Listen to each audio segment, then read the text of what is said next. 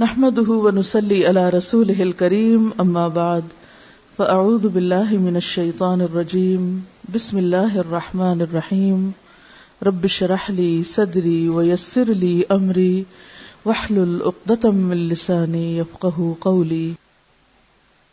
نماز اشراق. اشراق کا لفظ شرق سے ہے، شین ریقاف، اسی سے مشرق کا لفظ ہے.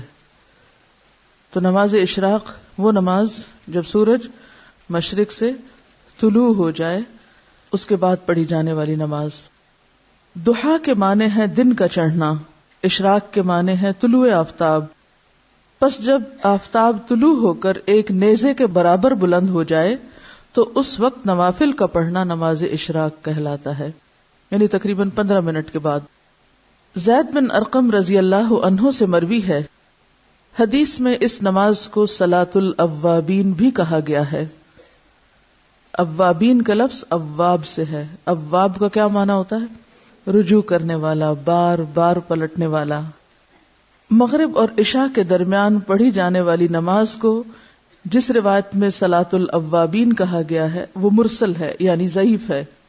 عام طور پر ہمارے ہاں کیا مشہور ہے؟ اوابین کی نماز مغرب کے بعد پڑھتے ہیں لوگ، جبکہ صحیح حدیث کے مطابق یہ نماز اشراق کی نماز ہے. اور یہ جو بار بار پلٹنے کی بات ہے نا، اب یہ ہے کہ جیسے تہجد کی نماز کے لیے اللہ کے حضور حاضر ہوئے، پھر فجر کی نماز کے لیے پھر پلٹے، تو پھر اشراق کی نماز کے لیے تو یہ بار بار پلٹنا جو ہے یہی دراصل اواب ہونا ہے. حضرت ابو ذر رضی اللہ عنہ سے روایت ہے کہ رسول اللہ صلی اللہ علیہ وسلم نے فرمایا، یصبح علی کل سلام من احدکم صدقہ فکل تسبیحۃ صدقۃ وکل تحمیدۃ صدقہ وکل تہلیلۃ صدقہ وکل تکبیرۃ صدقہ وامر بالمعروف صدقہ ونہی عن المنکر صدقہ ویجزئ من ذلک رکعتان یرکعہما من الضحیٰ. ہر آدمی پر لازم ہے کہ اپنے جسم کے ہر بند کے بدلے، یعنی ہر جوڑ کے بدلے صدقہ خیرات کرے. بس ہر تسبیح صدقہ ہے، یعنی سبحان اللہ پڑھنا. ہر تحمید یعنی الحمدللہ کہنا صدقہ ہے. ہر تحلیل یعنی لا الہ الا اللہ کہنا صدقہ ہے. ہر تکبیر یعنی اللہ اکبر کہنا صدقہ ہے. امر بالمعروف صدقہ ہے اور نہی عن المنکر بھی صدقہ ہے. اور ان سب چیزوں سے ضحیٰ کی 2 رکعتیں کفایت کرتی ہیں. یعنی اگر یہ باقی کام آپ نہ کر سکے کسی مجبوری سے تو آپ یہ 2 رکعتیں پڑھ لیں تو گویا آپ نے اپنے دن کا صدقہ دے دیا. اور اگر کوئی شخص یہ 2 رکعتیں بھی پڑھے اور اس کے ساتھ ساتھ باقی کام بھی کرے تو لازمی طور پر وہ دوسروں سے آگے ہوگا. عام طور پر جب اس طرح کی حدیثیں ہم پڑھتے ہیں تو ہم سوچتے ہیں چلو ٹھیک ہے، باقی تو چھوڑو، چھٹی یہ کر لیتے ہیں، یعنی شارٹ کٹ ڈھونڈ کے بس صرف ایک چھوٹا کام کرنے کے لیے تیار ہوتے ہیں.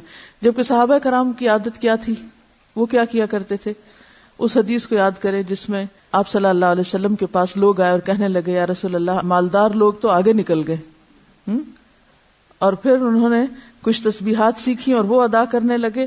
پھر ان مالدار لوگوں کو بھی پتہ چل گیا. انہوں نے یہ نہیں سوچا مالدار لوگوں نے کہ ٹھیک ہے ہم صدقہ خیرات کرتے ہیں تو اب ہمیں اور تسبیح پڑھنے کی یا کچھ اور کرنے کی کیا ضرورت ہے. وہ صدقہ خیرات کے ساتھ ساتھ تسبیح بھی کرنے لگ گئے. ام ہانی فرماتی ہے رسول اللہ صلی اللہ علیہ وسلم نے فتح مکہ کے دن غسل کیا اور 8 رکعات نماز ضحیٰ پڑھی. معلوم ہوا کہ اشراق کی رکعتیں 2، 4 یا 8 ہیں جو سنت سے ثابت ہیں. حضرت ابو ہریرہ رضی اللہ عنہ نے فرمایا، مجھے میرے پیارے دوست نبی صلی اللہ علیہ وسلم نے 3 چیزوں کی وصیت کی، جب تک میں زندہ رہوں گا ان کو نہیں چھوڑوں گا. ہر عربی مہینے میں ایام 20 یعنی 13، 14 اور 15 کے 3 روزے، چاشت کی نماز اور سونے سے پہلے وتر پڑھنا. یہ 3 کام کبھی نہ چھوڑوں گا. تو پہلی حدیث سے کیا پتہ چلتا ہے کہ ضحیٰ کی نماز 2 رکعتیں ہے، دوسری سے 4 اور تیسری حدیث سے 8. تو آپ 2 بھی پڑھ سکتے ہیں اور 8 تک بھی لے جا سکتے ہیں، یہ حسب حالات ہے جتنی وقت ہو. حضرت ابو ہریرہ رضی اللہ تعالیٰ عنہ کی مصروفیت کچھ اور طرح کی تھی، تو تہجد کے لیے نہیں اٹھ سکتے تھے، تو وہ سونے سے پہلے پڑھ لیتے تھے. سب کے لیے ہو سکتا ہے. اگر آپ تہجد پڑھنا چاہتے ہیں تو پھر تو آپ صبح ہی پڑھیں گے نا، وہ تو الگ مسئلہ ہے. اصل میں یہ اشراق چاشت ایک ہی ہے، اگر ذرا پہلے پڑھ لیں تو اشراق ہے، تھوڑا دیر سے کریں تو چاشت ہے. ٹھیک ہے. اصل میں صبح کی نماز ہی ہے، ایک طرح سے سورج طلوع ہونے کے بعد کی نماز ہے بیسیکلی. ذرا دھوپ بلند ہو جائے تو وہ ضحیٰ ہو گیا. سورج نکلنے کے تھوڑی دیر بعد یعنی 15 منٹ کے اندر پڑھیں تو اشراق کہلائے گی. ذرا تھوڑی تاخیر کرے اور دھوپ خوب چمک اٹھے تو ضحیٰ کہلائے گی. لیکن بیسیکلی ایک ہی نماز ہے، تھوڑا وقت کے آگے پیچھے ہونے سے نام بدل جاتا ہے. ان کا سوال یہ ہے کہ کیا اس کے لیے مصلی پہ بیٹھے رہنا ضروری ہے؟ اگر بیٹھے رہیں تو بہت زیادہ ثواب ہے، حج اور عمرے کے برابر ثواب ہے. لیکن اگر نہ بھی بیٹھے تو اس کا یہ مطلب نہیں کہ آپ اشراق کے لیے دوبارہ نہیں آ سکتے. یہ 4 رکعتیں یا 8 رکعتیں 2-2 کر کے پڑھیں گے، یعنی ہر 2 رکعت کے بعد سلام پھیریں گے. ان کا سوال یہ کہ چاش کی نماز کتنے بجے ہے؟ دیکھیے کہ بجے کی حدیث میں کسی بھی نماز کا وقت گھنٹوں کے حساب سے یا بجے کے حساب سے نہیں بتایا گیا. اس میں سورج غروب ہونے کے بعد، سورج طلوع ہونے کے بعد، سورج طلوع ہونے سے پہلے، زوال ہونے کے بعد، دن ڈھلنے کے وقت، اس طرح کے اوقات بتائے گئے ہیں تاکہ دنیا میں آپ کہیں بھی ہو تو سورج کے اتار چڑھاؤ سے، آسمان کی روشنی سے اپنا کیلنڈر اور اپنی گھڑی، یعنی آسمان پر سورج کا نکلنا اور غروب ہونا اور ڈھلنا اور اونچا نیچا ہونا، یہ ایک عالمی کلاک ہے. آسمان آپ کے لیے کیا ہے؟ کلاک. اور اس کی سوئی کیا ہے؟ سورج. ٹھیک ہے. تو ساری نمازیں اسی سے کسی نہ کسی طرح جڑی ہوئی ہیں، حتیٰ کہ عشاء کی نماز بھی جب روشنی ختم ہو جائے.